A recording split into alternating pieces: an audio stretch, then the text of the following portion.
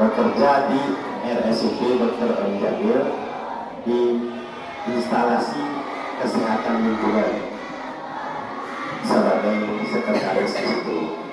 Instalasi kesehatan lingkungan itu adalah suatu instalasi yang melihat lingkungan di rumah sakit, melakukan pengawasan, pemantauan, dan pemeriksaan lingkungan di rumah sakit.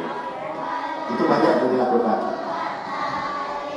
karena di rumah sakit itu dia adalah suatu fasilitas komersial, sama dengan sekolah mungkin fasilitas sosial dan segala macamnya. Itu adalah fasilitas yang kompleks. Jadi di rumah sakit memiliki suatu instalasi yang benar-benar menangani apa yang ada di rumah sakit. Salah satunya adalah sampah. Selain itu di rumah sakit di instalasi sanitasi lingkungan atau KESLIN itu menangani juga masalah serangga, tikus, sampah atau limbah. Jadi bahan materi Bapak sekali ini adalah mengenai yang mudah dimengerti sama anak-anak saya, yaitu sampah dan limbah. Sebenarnya mungkin anak-anak nggak ngerti apa kira-kira itu sampah. Adakah yang sudah ngerti? Ada yang bisa menjawab salah satunya? Boleh, silakan jawab aja. Siapa yang tahu apa itu sampah? Karena itu kegiatan kita sehari-hari. Apa kira-kira?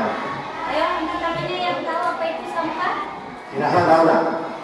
Rahel? Tahu ya? Setiap hari saya Rahel buat sampah lah. Nah, baiklah ya. Mungkin malu-malu ya. Saya akan jelaskan sedikit. Sampah itu adalah suatu barang, bahan atau benda yang tidak diinginkan. Karena tidak diinginkan akhirnya dibuang.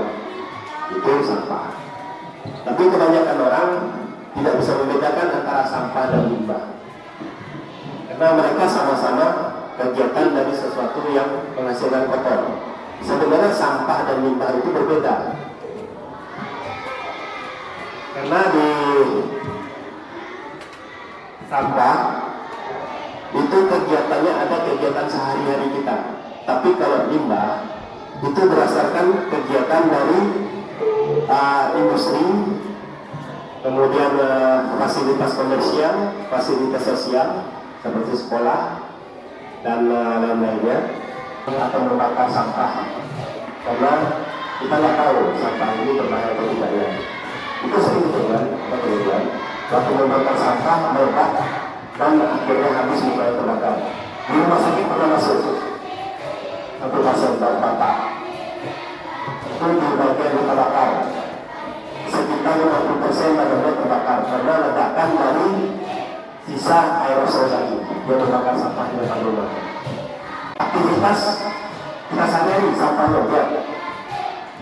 Kontainer sampah itu tidak sampai untuk menutupi sampah kita satu bulan. Untuk padang ini sebenarnya sudah termasuk darurat sampah karena sampah kita sudah banyak berlebih. Karena itulah Bank BLH membuat regulasi atau peraturan agar sampah ini tidak banyak berlebih. Dibuatlah peraturan namanya daur ulang. Jadi sampah ini sebenarnya sebagian bisa dipakai lagi, bisa didaur ulang. Contoh seperti kertas-kertas kotor. Jadi tidak semua nanti akan dibuang ke TPA. TPA itu artinya tempat pembuangan akhir. Inilah yang sekarang sering kita lihat di pinggir-pinggir jalan di kontainer juga.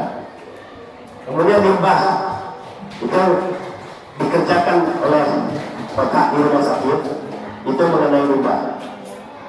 Jadi sampah itu adalah bawahan dari limbah. Limbah itu secara umum. Limbah adalah yang identik dengan suatu usaha atau kegiatan yang memiliki proses seperti yang ada di lingkungan industri, kawasan komersial, seperti salah satunya rumah sakit.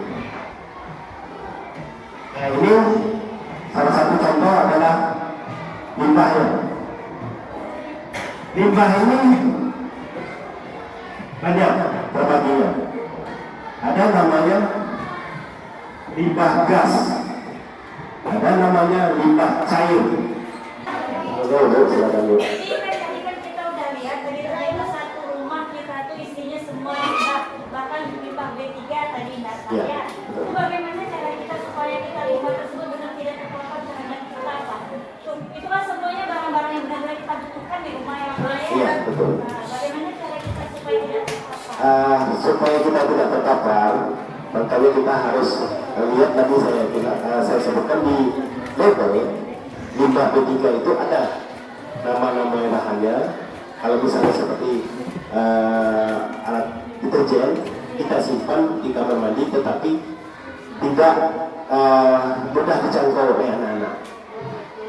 Jadi itu bahan B3 namanya, bahan B3 yang masih kita gunakan.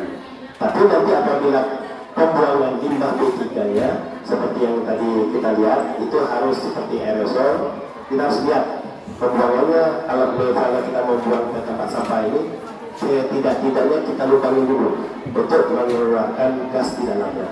Apabila nanti dibuang ke TPS atau kontena dan ke TPA, ada orang yang membakar, tidak terjadi kecelakaan kepada orang lain.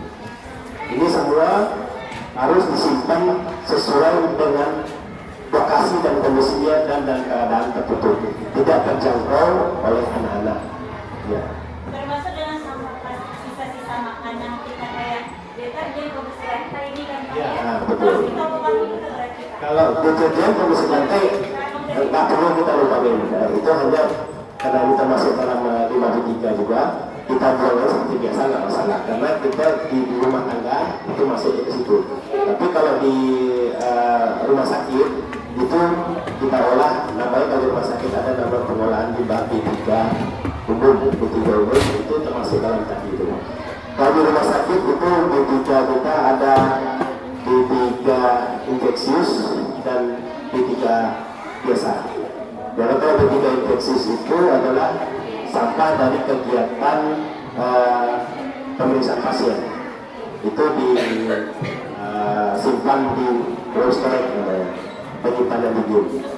Ya, maka itu limbah-limbah yang ada di rumah kita itu harus disimpan secara khusus, tidak sembarangan kita simpannya, supaya tidak dijangkau oleh anak-anak. Dan juga waktu pembuangan kita perhatikan, jangan sampai mencemari lingkungan atau membahayakan pada orang lain. Gitu Bu. Oke, anak-anak ibu sudah paham? Sudah paham dengan materi yang telah diberikan oleh bapaknya Fitri? Sudah? Kira-kira kalau yang sudah paham, apa tadi materi yang diberikan sama bapak? Nah, materi sampah dan limbah. Sama nggak sampah dengan limbah? Ya. Kemudian tadi sampah itu yang bagaimana yang sampah? Iya yang sampah. Plastik. Apa lagi? Daun. Tanam. Kacang. Mantap. Barang seperti apa? Intinya yang sudah tidak digunakan lagi, yang tidak kita inginkan lagi. Oke? Kemudian tadi jenis sampah ada berapa? Ada berapa? 3. Siapa yang bisa sebutkan 3 tadi? Siapa yang bisa sebutkan 3 tadi? Sampah rumah tangga, sampah plastik, sampah spesifik. Ada tadi kata sampah identifikasinya sampah golongan B3.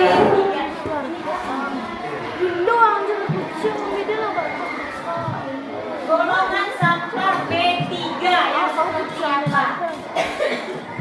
Yang seperti apa tadi yang B3? Apa lagi tadi? Beracun, terus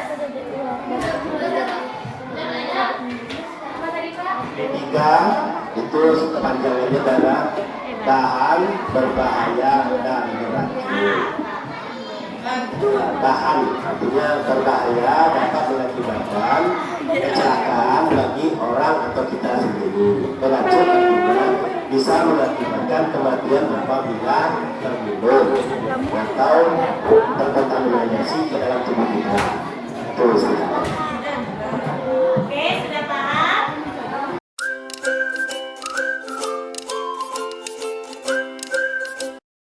Assalamualaikum warahmatullahi wabarakatuh.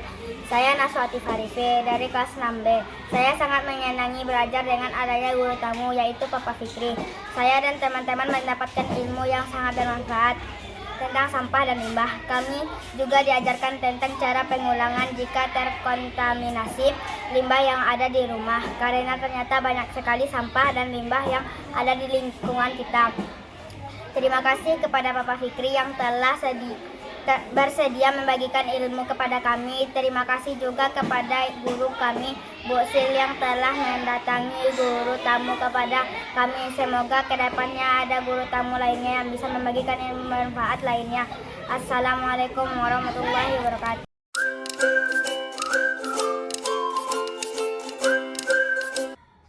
Assalamualaikum warahmatullahi wabarakatuh. Perkenalkan Bapak Guru Hebat seluruh Indonesia, saya Ratna Yurani, Kepala SD Negeri 31 Jati Tanah Tinggi. Dalam hal ini memberikan testimoni terhadap program sekolah yang dijalankan oleh Ibu Sylvia di kelas 6B, di mana Ibu Sylvia telah menjalankan program kemitraan dengan orang tua. Ada orang tua yang diundang menjadi guru tamu ke kelas 6B yang pada waktu itu menjelaskan tentang masalah limbah. Jadi anak-anak waktu itu cukup antusias mendengar keterangan Bapak itu, dan ilmu yang diberikan Bapak itu sangat bermanfaat. Yang selama ini kita menganggap hanya sampah, ternyata yang sampah itu adalah bungkusnya, sedangkan isi yang di dalam seperti baygon semprot, oli bekas ataupun pelumas, itu semuanya adalah limbah. Jadi di sekitar kita banyak limbah, dan Bapak itu sudah juga menjelaskan kepada anak-anak bagaimana memanfaatkan limbah sebaik-baik mungkin. Dan saya sebagai kepala sekolah sangat berharap kepada Bu Sylvia ada lagi orang tua sebagai guru tamu di kelas 6B untuk berikutnya. Sekian, terima kasih, sukses selalu untuk kelas 6B. Terima kasih ya Bu Sylvia. Assalamualaikum warahmatullahi wabarakatuh.